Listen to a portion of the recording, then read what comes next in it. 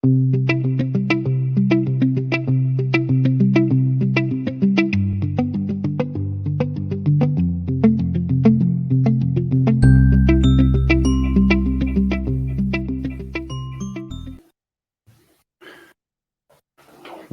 back, everybody.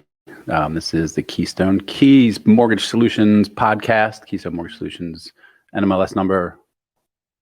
Don't put me on the spot. Come on, girl. You got to know your NMLS number. I know my personal one. Well, anyway, welcome back to the podcast, everybody. Today we have a special guest. She has lots of info, lots of helpful tips for those of you that are navigating the horrible scenario that we just experienced with Hurricane Ian. We have Janae Garza with Brightway Insurance. So welcome to the show, Janae. Thank you very much. Yes, we have the one and only, the most lovely Angel Nally to my right. Hello. And my boss at home and at work, sitting diagonal from me, Lindsay Weber, principal broker owner of Keystone Mortgage Solutions. Hello. So Janae, let's get right to it. We're glad to have you here, number one. Thank you. And number two, please tell us a little bit about yourself. Well, I've been doing insurance a very long time. And Angel says I do it with passion. So I feel honored to be here and represent my agency. It's a Brightway agency owned by the Harrington family. There's a lot of Brightway agencies around, but ours has been established probably the longest in this area.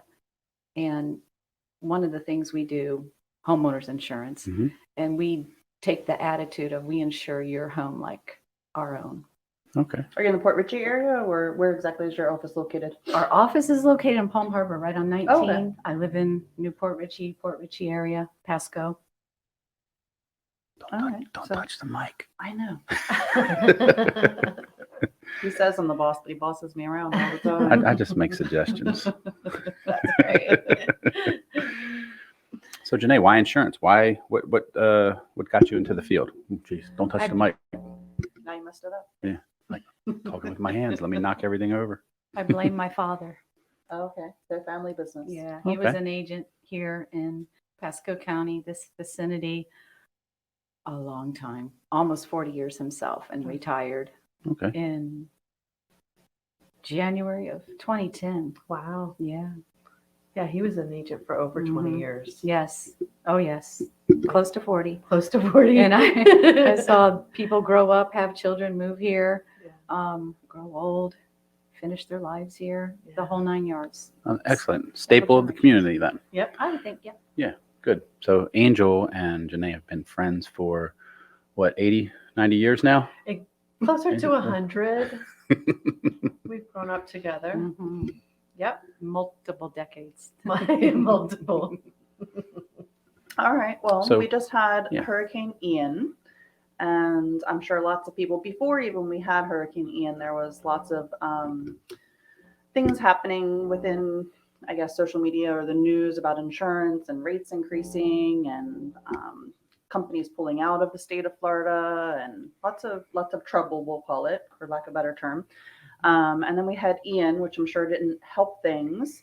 So we brought you in just to kind of talk a little bit about that and your advice on insurance and what happens when we have hurricanes like within the Gulf. I'll touch a little bit of what happens on my side rather than what happens on your side in just a little bit. But tell us what you think. Tell us what's going on.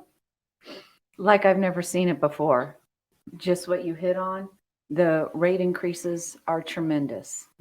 This happened back in 2008 where I saw homeowners rates that were 400, 600, 700, 800 zip up to 2,000 in 12 months time. For your normal home that has been sold and mortgaged time and time again in the Embassy and Regency and all the vicinities around here, it was a shock for me. We were not prepared for such rates. And it goes back to Andrew, and it hasn't ever ended. And that was 2008. And now it's just a repeat offender of the same occurrences. Yeah. But they're even more so. The premiums are high. We're finding that even, for example, if somebody has an insurance policy right now, and of course they're selling their home and we're doing the loan to pre-qualify them to buy that home, when they actually go get their own insurance policy, it's doubled. And we haven't accounted for that on our side because we weren't expecting it. We have this policy from the seller and Yeah. it's nowhere near the same premiums. Yeah, and you're correct. There's no way to anticipate it. It puts you in a position where you're rather handicapped Right. in that. And I don't understand the mortgage business, but I do from the insurance perspective. And my heart starts to break in for folks. You know, they find a home, which isn't easy. It's their dream home come true. Mhm. And then, you know, I ruin it. Basically. I ruin it Yeah. So what advice would you give for people? You know, we'll get back to the hurricane thing, but as far as people that are out there buying right now, that are looking to buy, what advice would you give to them? You know, when they're trying to work up their budget. Right now, what I advise people when they call me or on the social media venues where people refer me, contact your agent that you know and love right now. Angel and I were talking about it. My customers lasted 40 years in my dad's agency. Mhm. I mean, they didn't have to love me, but they didn't hate me. It's just that They had natural every aura that you. opportunity. It's true. But go to your agent, see what carriers they have. We have a lot because we've been established for so long and we're a broker. So we have multiple carriers. You have captive agents still. That would be your Allstate, State Farms. I don't even think Liberty Mutual's in business anymore. But those are your for instances. But have that relationship. If you don't have that relationship, reach out to your friends, neighbors, your loved ones, or someone who does have that relationship. That's what it's about, because you can't put a face to it over the phone, but you can come pretty close. Right. And if you click with the agent and it works out good, if they're not meeting your needs and requirements or fulfilling your insurance dreams, then by all means, get a hold of someone else. But I tend to avoid pirating, and then I go, because that would be artful. It would be artful. My bad pirate imitation. Yeah, and it doesn't work to anyone's advantage. And shopping around, find an agent that can do it for you. That's what I was going to ask. Like, if I had a client that was looking to put an offer on a home and we were like right at that brink and we needed to know how much that insurance premium would be. I know there's lots of inspections and stuff, but would it be possible to get a general idea of what the insurance on that home would be, just like within a couple minute conversation, and then we'll do the inspections? Or what would your suggestion be for that? Because a lot of times we need like something quick to be able to determine if they qualify for that. Yeah, the quicker the worse. Okay. Yeah, it's a nightmare to do a quick quote, and I don't. Okay. Your typical premium is going to be 1% of the dwelling amount, but you have a purchase price that you're financing. Sure. So most recently, a $1.3 million home, the structure, because of the location on the water, golf access, dream location here in Pasco, the house is going to be between 700 and 900,000. That's the structure. That's what we cover. Mhm. And then we have the documentation that it's insured at replacement. So we don't have to insure it for 1 point whatever million Right. Whatever because of the purchase price. So 1% of the dwelling coverage is going to be your premium. So if you have a $200,000 home, That's a good rule of $2,000, thumb. I never knew $400,000, that. $4,000. All right. Yeah, little sliding scale. And my job is counterintuitive to get them the best rate. Sure. Best for them is the lowest. Worst for me is the lowest. Right. So when I have multiple carriers to choose from, and then I cultivate the relationship, hopefully, then I've done my job the best and above and beyond. But get those reports, get the wind mitigation. It's a multiple choice answers to 7 or 8 different questions on 4 pages. I can't throw a dart at a wall and get a premium with that. It's going to have to be precise. Otherwise, you're spinning your wheels, wasting the client's time, because they are number one. I'm wasting your time as a ding dong agent. Sorry. Oh, you need that. But yeah. So just assume that they're going to need the wind mitigation, the 4-point inspection, unless it's brand new construction. Right. And I do have carriers that are only looking, fortunately, at brand new construction. So I can meet that need. Those rates are phenomenal. Great. Construction matters. Yeah. So let's talk a little bit about the people that were affected by Hurricane Ian. Mm. We'll move over to that now. What are you experiencing on your side as far as, I guess, claims? Are we seeing, obviously we're seeing insurance companies, they stop writing policies Mhm. at a certain time. Mhm. Is your phone blowing up right now with people that are calling them, looking for help? What's happening? As far as reporting the claims, we are a broker, so we have the phone numbers for all the carriers, including the automobile carriers and the boat and this and that and the other. So we can sort of give them that information ahead of the time is ideal, and it doesn't Right. hurt to call. It's usually in your policy documents that you receive on email or physically. A lot of people still prefer to get it physically, which is really, really cool. But when you have a broker that has your home, your car, your boat, your jet skis, everything that's going to float away, you really have to have our number or email. So then we can say, oh, we'll look up your policy for you. You don't even have to have it in hand. This is when the power comes back on, of course, for them and for us. Right. And what happens after the storm? What are we, week? Is today the 1 week anniversary? They're getting power back. They're getting internet access. They're getting into their homes. It's going to get hairy, scary for the next 2, 3, 4 weeks. They have 24 months to report it. Okay. But the quiet is during and after the storm because they can't access us. It's Right. a physical impossibility.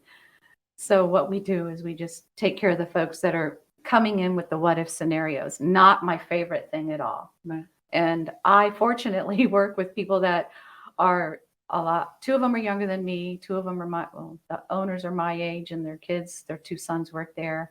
And then 2 other folks that are in between. And those guys have patience that I exhausted through experience. I'm trying to sugarcoat my own downfalls, but they're wonderful. And I work for a family. They're a wonderful family. And the boys are not, I don't call them boys. They are men. They're grown men with children of their own, but they're like my own son's age. And they're very, very knowledgeable. So if you get me, you're not going to get my knowledge, and it's not going to meet everyone's needs. You're going to get 1, 2, 3, 4, 5, the knowledge of 5, 6 quality agents because their father's retired, and we bring them into the office out of retirement a lot at my request. Help Yeah, us. yeah. I'll Um, text them. Angel and I had a scenario the other day we were talking about, and I found it interesting is that, like, for example, if a storm comes in and your home, like some of the pictures that we were seeing in the storm, like one home wasn't touched, but the home that was next to them was completely gone. So the question that she had is, say that in the person's home that was affected, their boat ended up in your backyard. Whose insurance pays for that? The insurance of the person that's boat it is, or the one that didn't have any storm damage but now has their neighbor's boat in their yard? Yeah, you call both. Both. Yeah, I would first call the boat insurance company, assuming that the owner had boat insurance. And there should be debris removal. Then you call them up, Call them something else. Right. That was Keep the kind of doors my and windows question, like, shut. And What if they don't have that insurance? Yeah, You know, I never like, heard of yeah. debris removal until my sister went through hurricanes in Texas. Where is she? She would be great today. I know, right? We're victimizing the victim. No, I'm sorry. I love her. Yeah, it's called debris removal. And Okay. it's included in a homeowner's policy for your home debris, your rubble. But the boat, I don't memorize the policies, but it's real easy when you have it on a PDF file because they emailed it to you, and you can just search it real quick. Debris removal is what it is. Okay. Or put plants in it. Okay. Oh, put plants in the boat? Utilize it, yeah. Turn it into a business. Passive aggressive approach. Oh, Yeah. we're going to use it as decorative now. So are we anticipating, after this hurricane just, leveled Fort Myers and Venice and whatnot, are we anticipating rate hikes in the future once again? Yes. Yeah, okay. You do have 24 hours to report. Okay. And a lot of our northern families, what we used to call snowbirds, and I still do, and our wonderful Canadian friends, they will designate someone to look at the property instead of coming back to Florida. Okay. So that being said, they might come back in 12 months or 24 months, and there will always be more damage than meets the eye. they have those 2 years to report it, and then there's 2 years to settle the claim. So right now, the Irmas, the Matthews, that happened in 2017. Right. Now we're feeling that. So Okay. yes, we will feel it. It has to, Mhm. So has to happen. anticipate it in like 2024, 2025 sometime. Yeah. Mm-hmm. Great. So I know, right? preparing for that's going to be fun, right? Yeah. Budget adjustments. Yeah.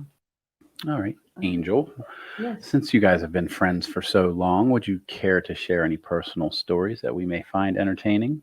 Mm. Or do you Jan- want to plead the fifth now? No, one of the things, Janae and I go back so long, but Janae always had the best cars.